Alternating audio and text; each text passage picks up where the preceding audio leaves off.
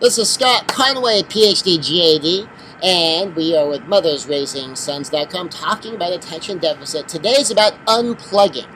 How do you get your kid to unplug? Now, this is one of the things we ran into. I had a mother come talk to me, and in this case, she was a personal client, so we were actually sitting down face to face. And she was expressing a challenge she was having, that so often when it's time for her kid to go to karate, or to go over to grandma's, or go do something, her child was fast asleep. Her kid would sleep all day, was always tired in the morning. Turned out it was pretty easy to diagnose, is her kid was up all night, playing games, watching television. It was actually a pretty obvious solution once we figured out what was going on. What was happening is her child had an iPad. And her child would take the iPad with them into the bedroom and would start streaming Netflix and start watching one of their favorite programs. And then would switch over to games and would play games. And then from time to time, the parents would get it because, sometimes the child wanted to be on the bigger screen. In the middle of the night, they find the kid out in the living room downstairs playing a video game up on the big screen television. Here's one of the things. Sometimes the kid just needs to unplug, right?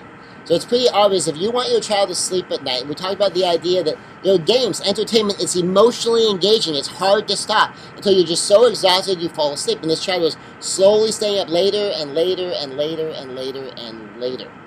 And this was then causing the child to fall asleep during the day, because guess what? When you're running around, when you're going to classes, when you're going to gram, that's not as much fun and it's not as entertaining, and so it doesn't engage the child emotionally as much, and the child wants to be back in the virtual world where the entertainment is nonstop and the input is nonstop and everything comes to him, and it takes so little to have everything else happen for him.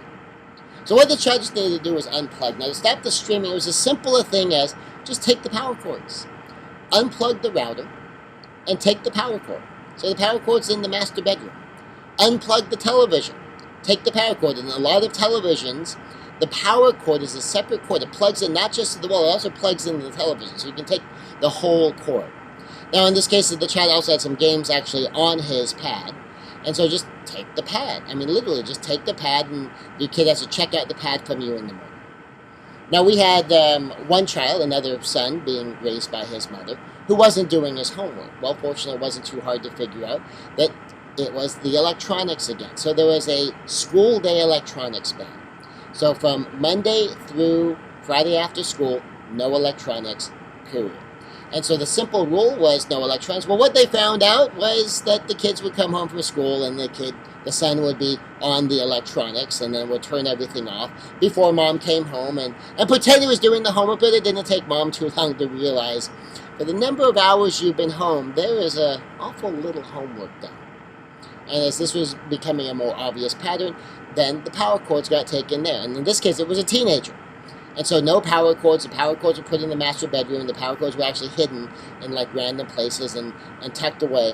And then also marked in a way so that mom could tell if the kid came and took the cord and then tried to put the cord back.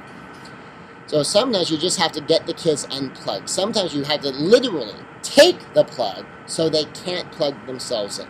Take the device, and you hold the device, you control the device, and you decide how often they're going to get to use it, and you decide when they're going to get to use it.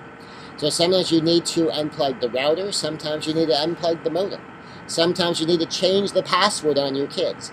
A lot of routers these days will have a 2-password option. There's a different password for the guests, and we have that set up too. And so we can change the guest password. The kids only get in the guest side, the adults get in the regular side, and so the password can quickly be changed. And as the password is changed for the guests, now the kids can't log on until they get let on. And a lot more devices, more and more, are having parent controls, and you just monitor what your kids can do. So this electronic age is very different than it was maybe when we were growing up or when your parents were growing up, depending upon how old you are. And we need to watch the impact this is happening and help our children learn to unplug. And sometimes that means we as the parents have to unplug them. This is Scott Conway with Mothers Raising Sons, talking about the attention deficit and part of the attention deficit solution. And in this case, this is really more of a generic answer to kids who keep playing their video games. This is Scott Conway, Mothers Raising Sons, MothersRaisingSons.com.